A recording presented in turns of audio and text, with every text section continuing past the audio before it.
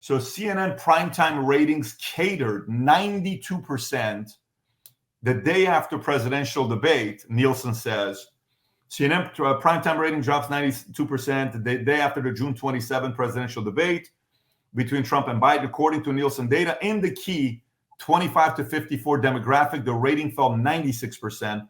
Moderated by Dana Bash and Tapper, the debate drew nearly 50 million viewers, with CNN generating 8.7 million. However, viewers quickly turned out the following day, leaving CNN behind Fox News and MSNBC for the week of June 28th to July 7th. CNN's primetime ratings fell 93% to 500,000 total viewers, with a 97% drop in key demo. CEO Mark Thompson announced a plan to cut 100 jobs as part of a turnaround strategy.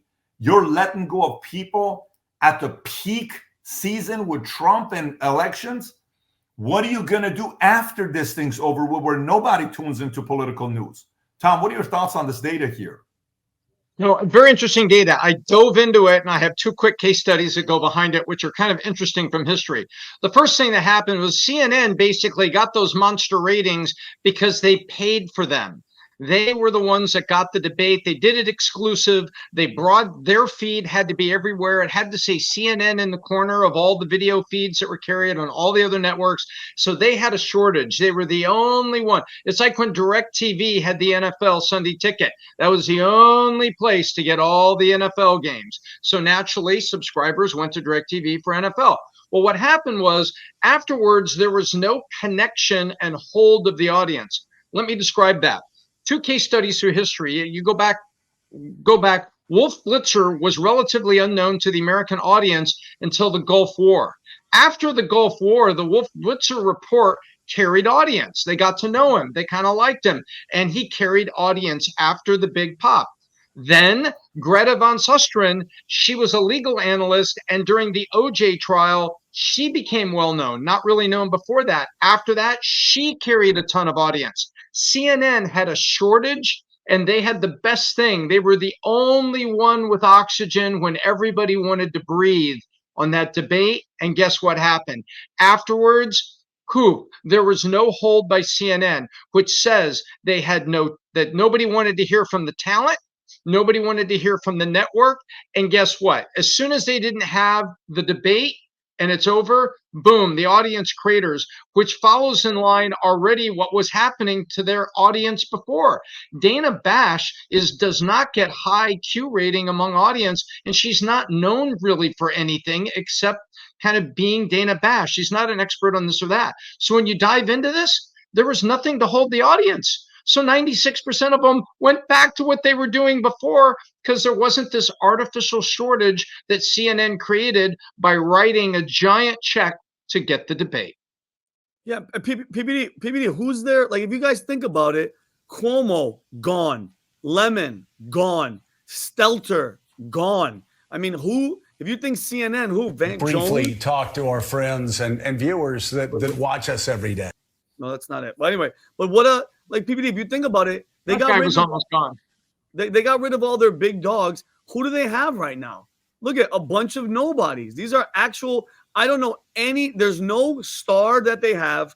And Pat, let me ask you a question though. You think Donald Trump wins, God willing, what happens with CNN's numbers? I mean, because, Russia collusion, impeachments, Stormy, all that stuff brings them ratings. Do you think that's going to save them or they're doomed?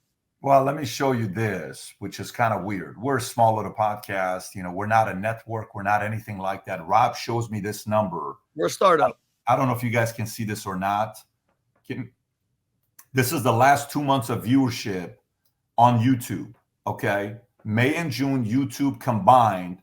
CNBC at the bottom, 36 million. Then it's Bloomberg, Sky News, NBC, BBC, CBS, Al Jazeera, ABC News. CNN had 257.6 million views. Valuetainment and PBD podcast had 258 million. Then it's Fox News and MSNBC.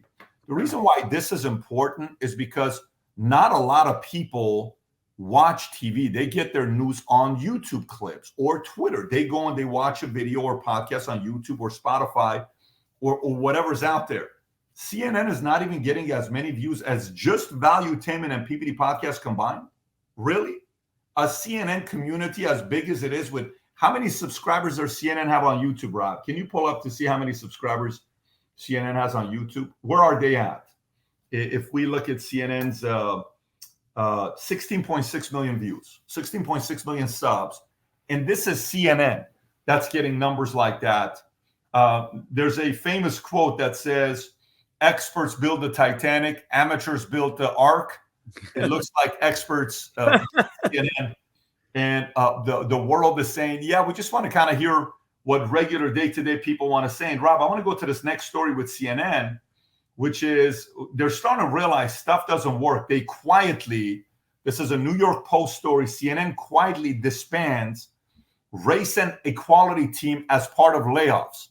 Why would CNN do that, right? CNN disband its race and equality team, which was formed in response to George Floyd's death in 2020, as part of a major restructuring that included firing 100 staffers. One journalist was fired, 2 were reassigned. A CNN spokesperson admitted, for all intent and purposes, the team is not a team anymore. CNN's chairman, Mark Thompson, announced the layoffs impacting around 3% of the workforce.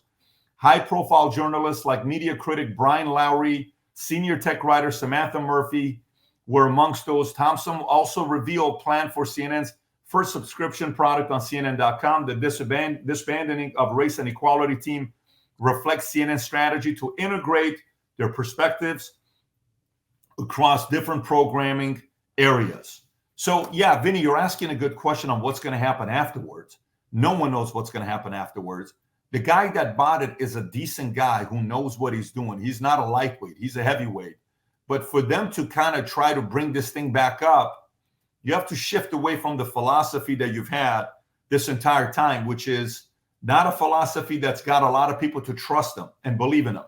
So we'll see. We'll see what's going to happen there with these guys and what position they take. And on top of that, this month, July 30th at 6 p.m., I'm doing a Zoom in regards to the AI revolution, which we're going to release a white paper, which we'll give to you. If you haven't yet registered for that either, here's a QR code to get registered for the event that we're going to be having. It's a private webinar. It's only limited to 3,000 people. It's not something that's going to be available to everybody. It's first come, first serve. You register, you'll be able to be a part of it. Rob, if you have that flyer to show for the AI revolution Zoom that we're hosting as well, so people can go on the QR code and get registered, that'd be great. It's that right there. Just go on that QR code, register for it. AI's here for business. A lot of people are leveraging it to win and take their businesses to the next level. It's how we took our business to take the valuation of it 3x more than what it was. We went from 5 times EBITDA to 15 times EBITDA. We're doing this webinar this month, free, but you got to make sure you get a spot on it. Again, July 30th, Tuesday, 6 p.m. Eastern Standard Time. Go to the QR code to get registered. So if you like this clip and you want to watch another one, click right here. And if you want to watch the entire podcast, click right here.